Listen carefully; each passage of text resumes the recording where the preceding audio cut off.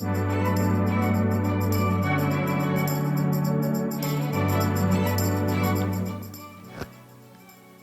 we're talking about how to wedge up some clay. Normally you get your clay out of your bag and you start working with it, but you're going to be given clay throughout the year to keep your assignments. I'm not going to allow you every single time to go up there and grab clay out of a bag. It just doesn't work that way. You don't have the money for that. And B, 90% of the time your clay is still pretty good. You just got to learn how to wedge it up a little bit. Spray some water in clay, it's a little bit dry, put it in a separate bag, and go from there. So we're going to go through this whole process of wedging your clay. There's like 3 steps I'm going to talk about.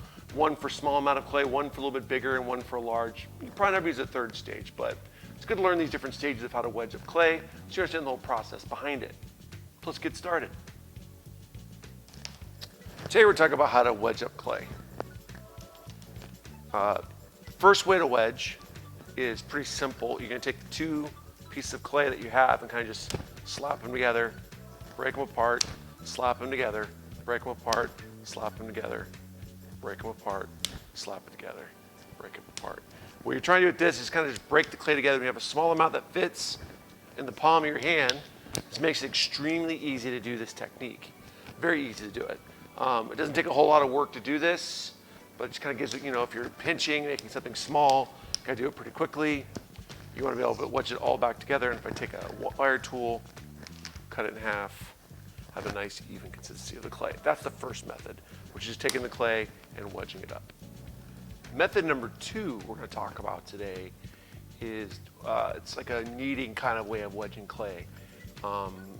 If you have a clay that's you can't really hold, like this clay here is getting to the point where I could break it apart and slap it together as I showed you in the first method, but in reality this method here is a better way of kneading the clay to kind of wedging it up. So if you have like 3 to 5 pounds of clay, or I'm sorry, 2 to 5 pounds of clay, this is a better way for wedging. And we're gonna go over this process real quick and easy. All you're gonna do is you're gonna take your hands, you're gonna push down, pull it back, then push down, pull it back, push down, pull it back, push down, and pull it back. And then you kind of get this motion going.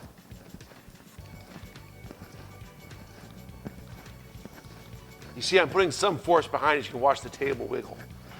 My table's not very the strongest either, but hey, do what we got.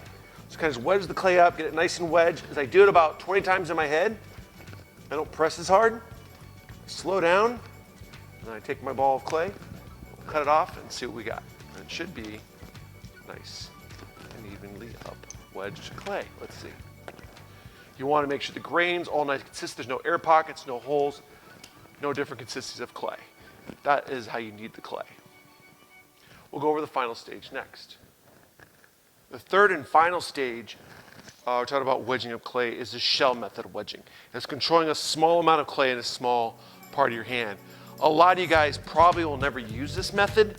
The reason why you probably will never use it is only you'll never have this much amount of clay, but it's good to know how to do it. If you can get the slapping the 2 parts of clay together, getting the kneading part down of clay, you're good to go. You'll watch me do this quite a bit when I'm wedging up large chunks of clay on the table to make it kind of work. And how that process works is I cup a small piece in my hand and I kind of just roll it on its side.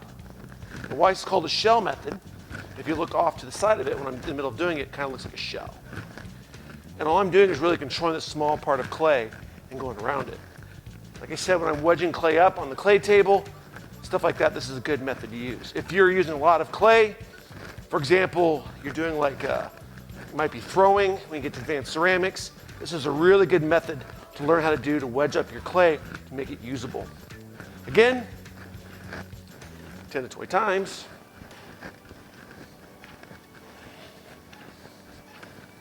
I can almost do 25 pounds a bag of clay doing it this way. I'm just using a smaller method for demoing.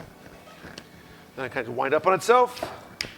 I can take off a chunk of clay off of this because there's a lot of clay, or I cut it in half. And again, we have nice even consistency of clay. You do not want to get air pockets, bubbles in your clay, different consistencies of like drier clay, wetter clay in there. Learn these methods are good to know how to do, because really what I'm trying to learn this whole process is so you don't just take clay and just throw it in the recycle and grab new clay. That causes more work for me and everybody else.